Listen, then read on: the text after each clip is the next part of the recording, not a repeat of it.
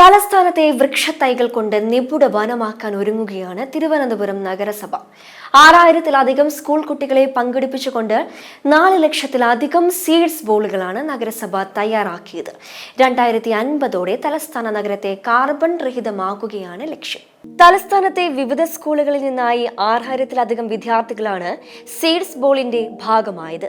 രാവിലെ 7 മുതൽ തുടങ്ങിയ സീഡ്സ് ബോൾ നിർമ്മാണം ഏതാണ്ട് 4000-ത്തിലധികമാണ് വിദ്യാർത്ഥികൾ നിർമ്മിച്ചത്. കളിമണ്ണ് കുഴച്ച് അതിൽ പലവിധ വൃക്ഷങ്ങളുടെ വിത്തുകൾ ചേർത്താണ് അവർ സീഡ്സ് ബോൾ ഉണ്ടാക്കിയത്.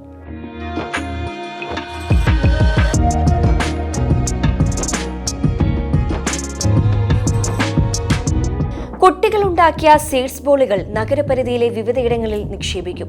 പൊതുയിടങ്ങളിലും സ്കൂളുകളിലും സർക്കാർ ഓഫീസുകളിലുമാണ് പ്രധാനമായും നിക്ഷേപിക്കുക. നഗരത്തെ കാർബൺ രഹിതമാക്കുന്നതിനൊപ്പം കാലാവസ്ഥാ വ്യതിയാനം മൂലമുള്ള ആഘാതങ്ങൾക്ക് പരിഹാരം കാണുക കൂടിയാണ് ലക്ഷ്യം.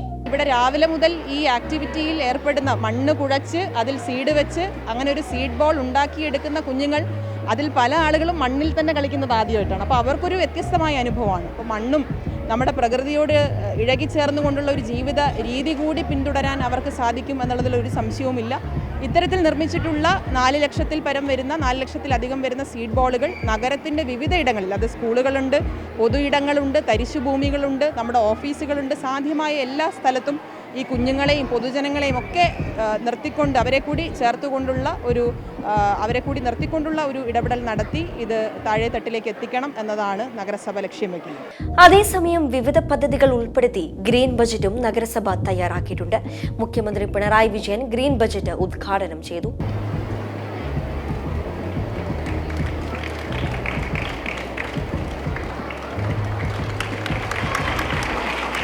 സംസ്ഥാനത്ത് ആദ്യമായാണ് തദ്ദേശ സ്ഥാപനം ഹരിത ബജറ്റ് അവതരിപ്പിക്കുന്നത്.